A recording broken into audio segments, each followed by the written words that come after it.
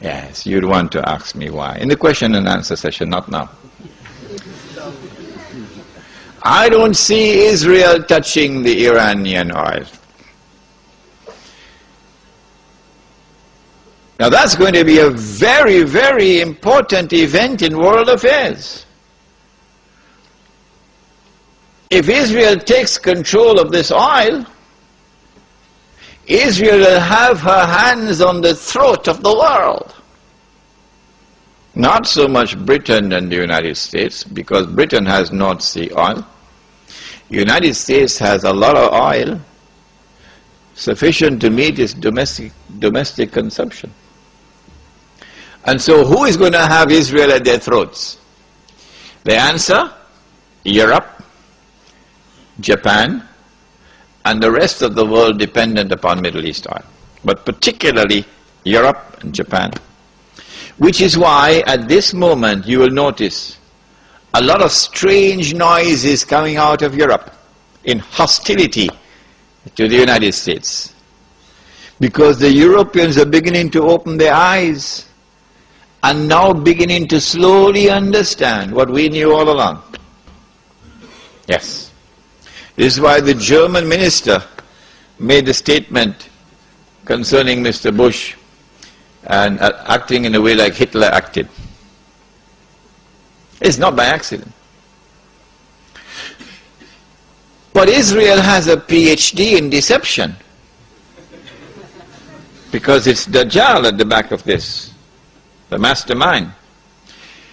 And Israel would not want to wage a big war and appear to the world naked, clearly, as an aggressor. No, that's not deception. Israel has to wage her big war and make it appear as though she was only defending herself. The only Muslim I know of who has had the capacity to be able to penetrate the deception that has been going on all these years, the only one I know of, was a man who never went to Al-Azhar University. Now, he wasn't the Sheikh. His name was Malcolm X. He's the only man I know of who had that eyes wish to see and could clearly recognize the strategy and the deception. Read Malcolm X. How is Israel going to launch this big war and yet get away from being perceived by the whole of humanity as the aggressor, blatant aggression? You have to come with a good strategy. The strategy is this. Ariel Sharon goes into Masjid al-Aqsa with 1,000 Israeli military with him, with their shoes on, with the full knowledge that this calculated act of extreme provocation must have a response, a fiery response. And as the flames of the new intifada emerge, you must keep it burning by committing upon the Palestinian people more and more atrocities that drive them into a greater and greater rage. This is planning, this is strategy, this is not happening by accident.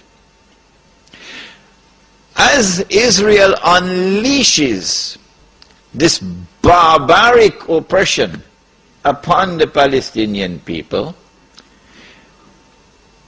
you must have a television station which you plant amongst them, which will cover this, that your Egyptian television would not cover, and your Jordanian government would not allow on Jordanian television, so you create something called Al Jazeera. And the Arab masses believe Al Jazeera is their station. This is the only place in the world we can get authentic information, Al Jazeera. So Al Jazeera is now used to portray all the atrocities. And so around the Arab world, the masses only have to tune into Al Jazeera and they know what's happening. And so the Arab masses become more and more angry, more and more enraged. And guess who begins to tremble now? The governments which are pro-American. The governments which have entered into peace treaties with Israel. These are the ones who are now trembling because their people are becoming more and more enraged. So Mubarak in Egypt and Saudi Arabia, I don't know if it's Fahad or Abdullah, and Abdullah in Jordan, and Sheikh Sabah in Kuwait, etc. Israel has to judge the temperature on the ground in the Arab world. And because Israel has a strategic military alliance with the United States of America, it is when Israel judges the temperature to be hot enough, only then will Israel give the go-ahead to the United States to attack Iraq. Only then. And you have to inform the whole world in advance that you're going to attack Iraq. So the masses must be expecting it. Why? So that when the United States attacks Iraq, you would have the kind of spontaneous outburst from the Arab masses that you want. That they will take to the streets in massive demonstrations. The kind which brought down Zulfikar Ali Bhutto in Pakistan. The kind which brought down His Imperial Majesty, the King of Kings. Which one? Shahin Shah, the King of Kings. They tested this formula. They tested this formula because they were actively involved in all that drama in Iran. Oh yes. Without in any way being uncharitable or lessening in any way my appreciation and my respect and the honor which I have for those who led the Iranian Revolution. I have to admit that in addition to their sincere efforts and their struggle against the oppression of the Shah, that there were also others that worked to help them without their even knowing it. So they have finessed this methodology of how to bring the masses out onto the streets. And this is what is about to occur. As the masses go out onto the streets, the ones who are going to be targeted are the pro-American regimes in the Arab world. The objective?